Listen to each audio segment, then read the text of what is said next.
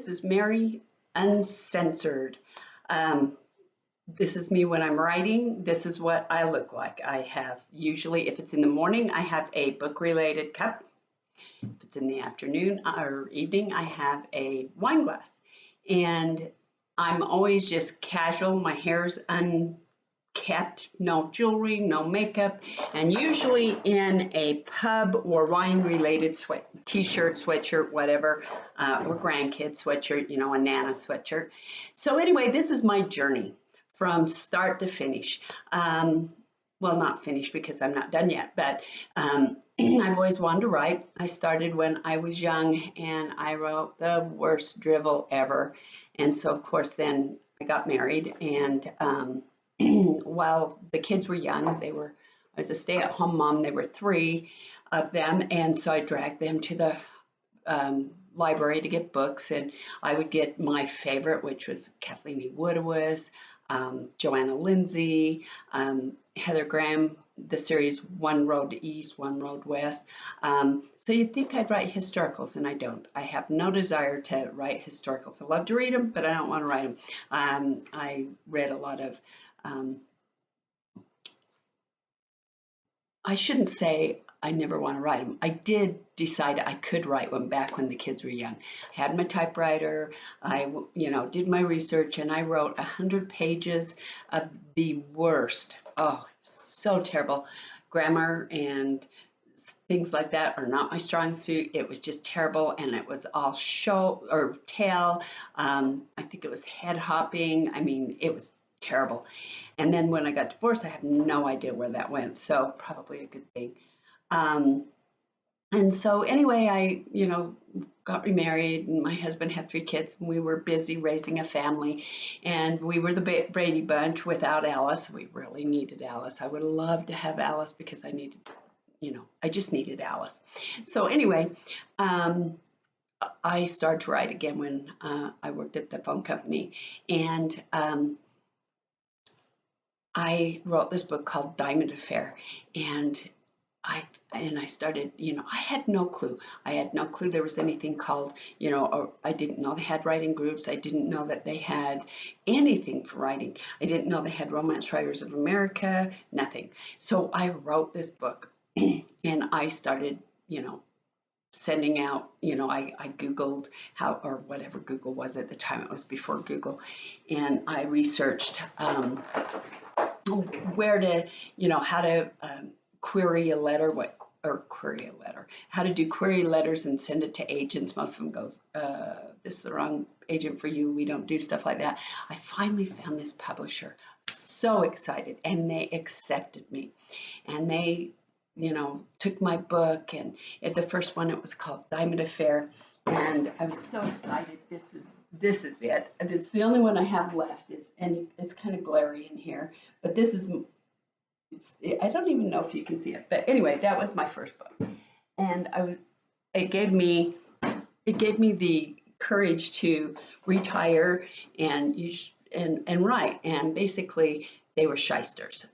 It was like not really a published book. It was you publish, you pay us to publish, we take all this money out of yours, we don't edit, we don't do anything, it was so bad, but I was so excited. I had a book signing, and I had, I got it in the Library of Congress, I did all the things, and I'm like, okay, I'm an author now, so I can retire, and I can write, and I can watch the kids, and it was all wonderful until I realized how bad they were, and that, no, I really wasn't a published author, that I'd been duped. And so I finally, after years and years, got my rights back.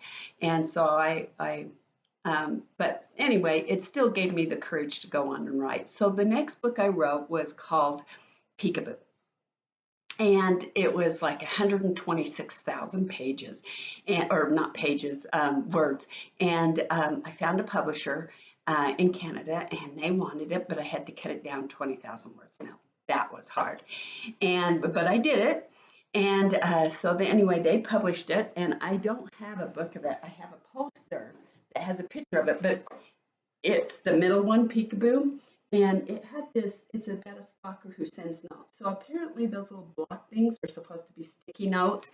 Worst cover ever. But anyway, it was out there.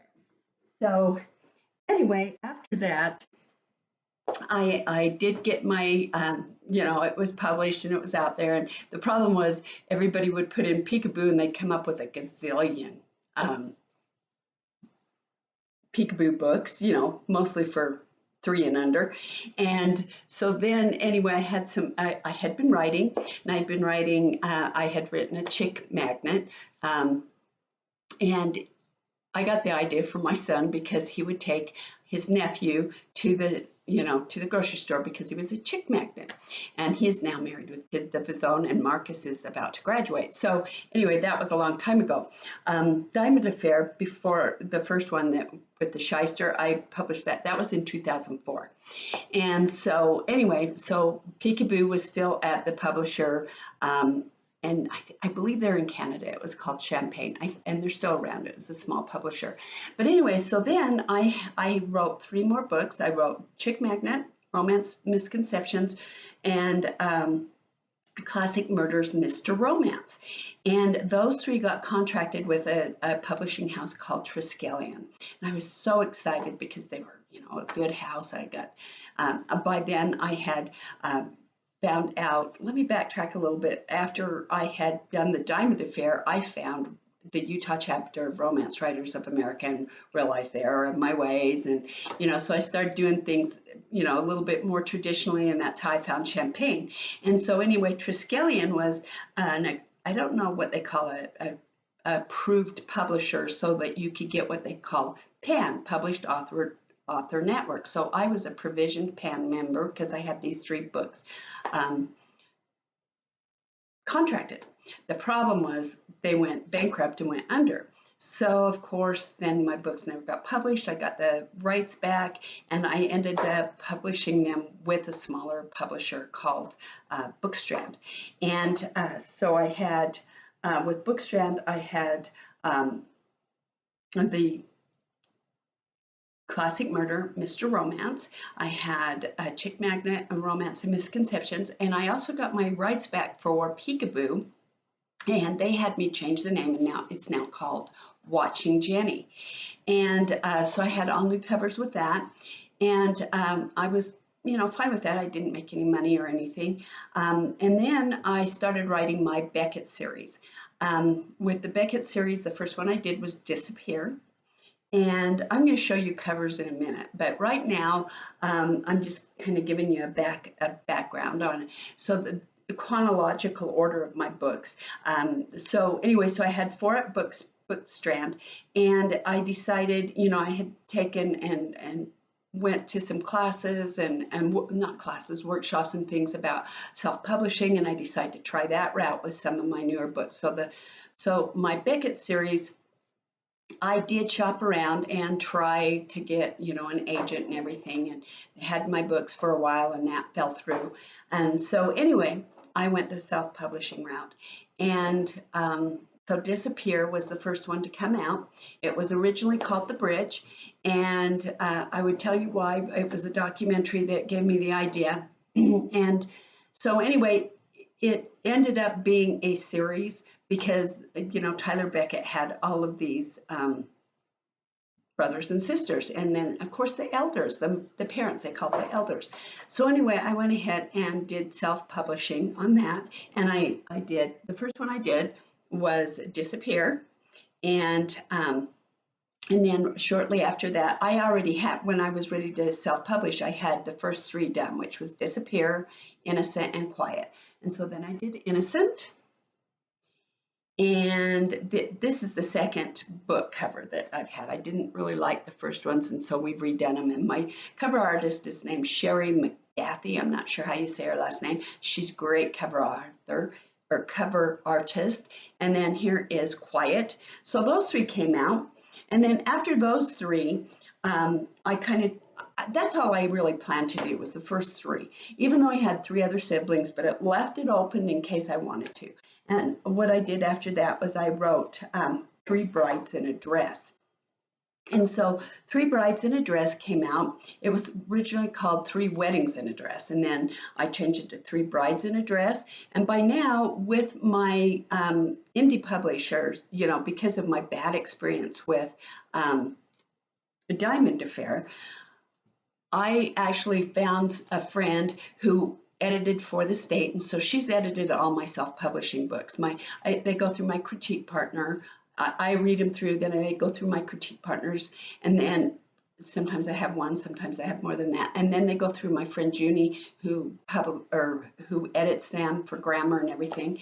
Like I said, I'm not great at grammar. Excuse me. Need my coffee. So then I did, like I said, I did the Three Brides in a Dress, and it's had some fun reviews.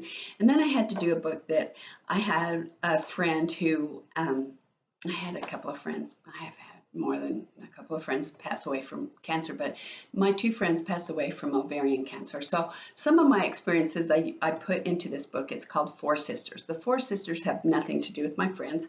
And actually the only thing that really has to do with, you know, I had to get out my emotions about losing my friends. So this kind of helped me with that. It's about a young girl who in the 60s finds out she's gay and gets, you know, ostracized from her family and friends. And anyway, so that one was the next book after that. So then I got my rights back from my book strand, and I thought, you know, should I go back with the traditional? And I thought, no, let's go indie. I still don't make any money, but I don't have to give them a cut, so I make a little bit more.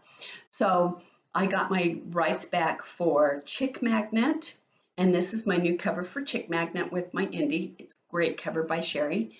And then I did a Romance and Misconceptions. And then I got my rights back for Watching Jenny, and this is a great cover also. And then the last one to get my rights back from was Classic Murder Mystery Romance. And this is still one of my favorite books for as far as research. I had such fun because it's kind of the killer kind of based things. I don't want to give anything away because I want you to read it, but Adam and Katie are some of my favorite characters. And the killer kind of based it on movies and Cary Grant movies. And so I had a marathon of Cary Grant movies, and I sat down and I made notes, and I had so much fun and I probably had more fun with the research. And then I got to write what I learned and things, and so it was really fun book. And I actually have a second called Classic Murder Mrs. Romance or Ms. Romance, and it's about a chef, an OCD chef, and it's almost done, but I still haven't. I've been working on the rest of my Beckett series. So as I said, after that, then I went back to the Beckett series. I thought, you know, I need to finish it. Everybody's asking about what's going on with Matt or Reagan or whatever, and so in I have everything written down. So I went indie published with the first three of my Becketts in 2013, and then Three Brides in a Dress were in 2013. 2014 was Four Sisters, and 2015 was Watching Jenny, and two of my Bookstrand books. These two came out in 2015, and then 2016 this one came out, the Mr. Romance, and then I also had my fourth book of my Beckett's, which is Illusion, and this is Reagan's story. And after that, I had started a book 5, 6, 7 years ago when I had retired and stayed home to write books and watch kids. Me and my three, then they were like 8, 9, and 10 or something, grandkids, my oldest grandsons, decided to write one called History Mysteries. And what we did was we did a walkabout Magna. That's where we live, is in a little town called Magna. And we took pictures and everything, and then we created our own little town of Cliffdale in California on the cliffs. And we plotted it all out. We got their characters, the three boys, and they went to visit their Nana. And then they said, okay, Thanks, Nana. We've had fun, and they went, and so it sat, and I'd write a little bit on it for 5 years. Well, finally in 2016, I got it published with the finished the whole book and got it published. And it's a fun little young adult, more middle grade than anything. And then last but not least, in 2017, I finished the fifth book of the Beckett's, which is Prophet, and this is Matt's story. Currently, I am working on Abandon, which is the sixth, and probably not the final book of the Beckett's, because down the road, maybe in a year or two around Christmas, there's going to be a Christmas Beckett. But right now, my plans are to get Abandon done, and then I have actual plans to make a long book. It's called Celtic Mist, and it starts in the Druid times in Ireland and back to my ancestors. And I've been going to write this for years and years, but I had to visit Ireland before I could do it. Now that I have, there's no excuse. So as soon as the sixth book of the Beckett is out, I am going to work on it. It's going to be long. I don't know if it's going to be one big Harry Potter type book or it's going to be three. It's going to have dragons and witches and magic, and it's going to be fun. And romantic and sad and happy, and I'm going to have fun with it. It may take me 2 or 3 years because, of course, I've gone back to work by now because my husband was laid off. So I had to go back to work. So writing, this is my sanctuary. I do a lot of writing here, but I do most of my writing with my critique partner on writing days at Barnes & Noble or my yearly retreat with 2 of my friends. And so I write in bits and pieces. I edit and promote more after work, but the writing, I have to really have a long block of time to get going because I'm so, full-time job, public transit, an hour here, but there, and an hour back, and then dinner, and by the time that gets done, I'm brain dead. So anyway, that is my story, unplugged, uncensored. This is what you see, this is what you get, and I hope to see you for many years to come. And thanks for listening for 17 minutes, for heaven's sakes. That's a long time. Have a good day.